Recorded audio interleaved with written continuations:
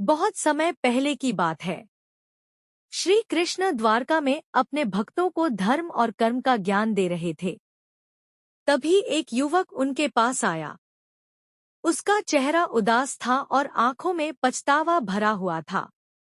उसने हाथ जोड़कर कहा, प्रभु, मैंने जीवन में बहुत पाप किए हैं। लोगों को दुख दिया, झूठ बोला, लालच किया। अब मन डरता है कि मेरे पापों का क्या होगा। क्या मैं कभी पुण्य कमा सकता हूँ? श्री कृष्ण मुस्कुराए और बोले, हर मनुष्य गलती करता है, लेकिन जो अपनी गलती को समझकर बदल जाता है वही सच्चे मार्ग पर चलता है। युवक ने पूछा, प्रभु, पाप पुण्य में कैसे बदल सकता है?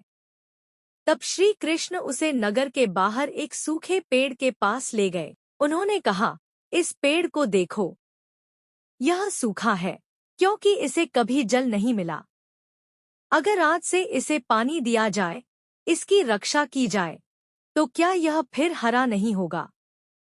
युवक बोला, हाँ प्रभु, समय लगेगा लेकिन यह फिर से हरा हो जाएगा।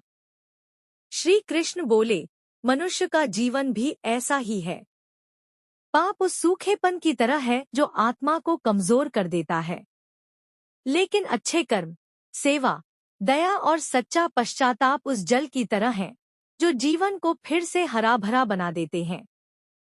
फिर उन्होंने युवक को एक काम दिया। उन्होंने कहा, आज से तुम हर दिन किसी एक दुखी व्यक्ति की मदद करना, भूखे को भोजन देना, सत्य बोलना और किसी का दिल न दुखाना। युवक ने वैसा ही करना शुरू कर दिया। वह गरीबों की सहायता करने लगा, बीमारों की सेवा करने लगा और अपने पुराने गलत कामों के लिए क्षमा मांगने लगा। कुछ महीनों बाद उसका चेहरा बदल चुका था। अब उसमें शांति और संतोष था। वह फिर श्री कृष्ण के पास आया और बोला, प्रभु, अब मेरे मन का भय समाप्त हो गया है।